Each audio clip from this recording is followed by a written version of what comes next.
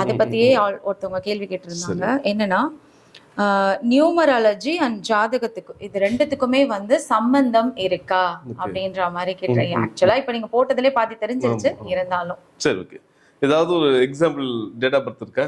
Date of birth example நேயர்கள் கொடுத்தாதான், நேயர்கள் இதே எடுத்துருவோமா? நேயர்கள் கொடுக்கறதா இருந்தாலும் ஓகே தான். ஓகே, ஒரு டேட் ஆஃப் பர்த் கொடுத்துருக்காங்க. 24 12 24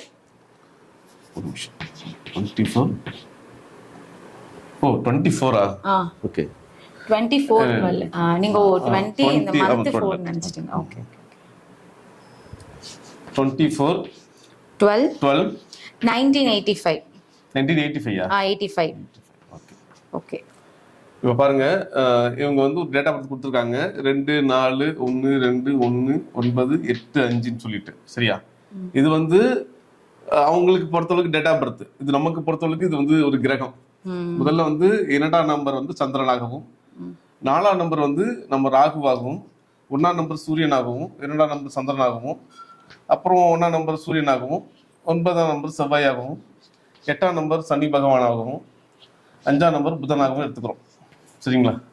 இப்போ முதல்ல வந்து இந்த ஜாதகத்துக்கு வந்து பார்த்தீங்கன்னா சந்திரன் ராகுனுடைய சேர்க்கை இருக்கு. இந்த ஜாதகத்தில் சந்திரன் ராகு சேர்ந்து சுக்கிரனா மாறுது. இங்கே 2 + 4 = 6 இல்லையா? 2 1 2 2 + 4 6 வர்றதால சுக்கிரன் உள்ள வந்துடுறாங்க. இப்போ சந்திரன் ராகு அப்படிங்கிறதால இந்த ஜாதகர் எப்பயுமே பார்த்தீங்கன்னா மனக்கலக்கத்தோட இருப்பாங்க. இந்த டேட் ஆஃப் பர்த்ல உள்ளவங்க மனக்கலக்கம் இருந்துட்டே இருக்கும். இவங்களுடைய குடும்ப வகையில வந்து பார்த்தீங்கன்னா இந்த ஜாதகர் குடும்பத்துல யாராவது பிறக்கும் போதே பார்த்தீங்கன்னா ரொம்ப கிரிட்டிக்கலா தான் அந்த ஜாதகர் பிறக்க வேண்டிய சூழ்நிலை ஏற்பட்டிருக்கும் சந்திரன் ராகு இருக்கிறதால. தாய்க்கு வந்து உடல் சார்ந்த பிரச்சனைகள் இருந்துகிட்டே இருக்கும் எப்பயுமே. ஏன்னா சந்திரன் ராகு இருக்கிறதால சந்திரன்கிற தாய்க்கு, ராகுங்கிறது நோய்க்கு, இப்போ சந்திரனுக்கு நோய் இருந்துகிட்டே இருக்கணும் அப்படிங்கிறத குறிக்கக்கூடியது. மறைமுக சுக்கிரன் வர்றதால இவங்க மறைமுக வருமானங்கள் உண்டு இந்த ஜாதகருக்கு.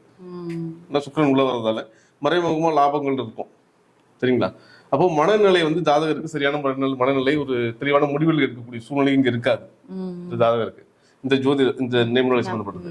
அடுத்தது வந்து பாத்தீங்கன்னா இங்க சூரியன் பிளஸ் சந்திரன். இவங்கெல்லாம் வந்து ஒரு பாரம்பரியமான குடும்பத்தை சேர்ந்தவங்களா இருப்பாங்க. நான் சூரியன் பிளஸ் சந்திரன் இருக்கிறதால இந்த குடும்பம் வந்து இந்த ஊர் உலகத்துக்கு தெரியக்கூடிய ஒரு பாரம்பரியமான ஒரு வளர்ச்சியான குடும்பமா இருக்கக்கூடிய தன்மையில இருக்கும்.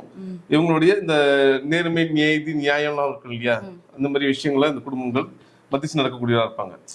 எதனாலன்னா இங்க வந்து 1 + 2 போடும்போது = 3 வந்துடும். குரு மறைமுகமா வந்துடுறாரு, சரியா? இப்போ ஆன்மீகத்திலயும் இந்த குடும்பம் வந்து மிகப்பெரிய அளவுல கும்பாபிஷேகம் பண்ணவங்க, வீடு கோயில் கட்டினவங்க, இந்த மாதிரி குடும்பங்களா இருக்கும் ஜாதகத்துல, சரியா? அதே போல இங்க வந்து பாத்தீங்கன்னா 1 + 9. இப்போ இந்த ஜாதகர் இருக்காங்கன்னா சூரியனுக்கு தந்தை வந்து ரொம்ப கோபக்காரா இருப்பாரு, நியாயம் நேர்மைன்னு பேசக்கூடியவரா இருப்பாரு, எதையுமே நியாயப்படிதான் செய்யணும்னு நினைப்பாரு, கோபங்கள் அதிகமா வரும், சரிங்களா? பக்கத்துலயே வந்து பாத்தீங்கன்னா 8 + 5 அப்படின்னு வரும்போது 8ங்கிறது சனி, சரியா? 5ங்கிறது புதனை குறிக்கக்கூடியது. ஜாதகர் வந்து படிக்கும்போது கொஞ்சம் மந்தமா தான் படிச்சிருப்பாரு. படிக்கும்போது கொஞ்சம் மந்தமா நின்று நிதானமா படிக்கக்கூடிய, 1க்கு 2 ஃபெயில் ஆகி படிச்சு அதுக்கப்புறம் முன்னேறி வரக்கூடிய தன்மை ஏற்படுத்தும். நான் புதன் சேர்ந்து படிப்புக்கு வரதால கொஞ்சம் மந்தமா படிச்சு வெற்றி அடையக்கூடியவராக இருப்பாரு. இப்போ இந்த சந்திரன் ராகு, சூரியன் சந்திரன், சூரியன் செவ்வாய், சனி, புதன் இதெல்லாமே எங்க வாழ்க்கையில கண்டிப்பாக இது சார்ந்த துறை சம்பந்தப்பட்ட தொழிலோ படிப்போ இதுதான் உங்க வாழ்க்கையில வந்துகிட்டு இருக்கும், இதுதான் பண்ணுவாங்க, சரிங்களா? இதை தாண்டி வேறு எதுவும் வாழ்க்கையில நடக்காது. இப்போ இவங்க பரிகாரம்னு எடுத்தாங்கன்னா எதுக்கு எடுக்கணும்னா முதல்ல சந்திரன் ராகு தான் பரிகாரம் எடுக்கணும், சரிங்களா? அப்புறம் இங்க புதன் சனிக்கு தான் பரிகாரம் எடுக்கணும் உங்களுக்கு. அதுக்கப்புறம் இங்க செவ்வாய் சூரியனுக்கு தான் பரிகாரம் எடுத்து அவங்க பலன் கொடுக்கணும். இப்போ சந்திரன் ராகுக்கு என்ன பரிகாரம் கொடுப்பீங்க? சந்திரன் ராகு அப்படிங்கிறது சந்திரனுங்கிறது அம்மன், ராகு இருந்து பாம்பு, பாம்பு உள்ள அம்மன் கோயில் போய் பால் அபிஷேகம் பண்ணணும். இவங்க பண்ணா இவங்களுக்கு வெற்றி கிடைக்கும் அப்படிங்கிறத எடுக்கலாம் ஈஸியா, சரிங்களா? இப்போ ஜாதகத்துக்கும் இந்த நியூமராலஜிக்கும் சம்பந்தம் இருக்குன்னா கண்டிப்பா சம்பந்தம் இருக்கு. ஏன்னா இதன் வழி தான் ஜாதகத்தின் வழி வந்து இந்த நியூமராலஜி இயங்கிட்டு இருக்கு. நம்ம செப்பரேட்டா பிரிச்சு பார்த்துட்டு இருக்கோம், ஜாதகம் வேற நியூமராலஜி வேற, அப்படி கிடையாது. உங்க டேட்டா படுத்து இருந்தாலே எல்லா விஷயமும் அதுல வந்துடும். நீங்க அதை வச்சு நீங்க நிறைய விஷயங்கள் உங்களோட ஜாதகத்துல ஜெயிச்சுக்கிட்டே போகலாம். சூப்பர், நல்லது. ஓகே, கார்த்தின்றவங்க தான் வந்து கேட்டிருந்தாங்க இந்த இது போட்டு. ஸோ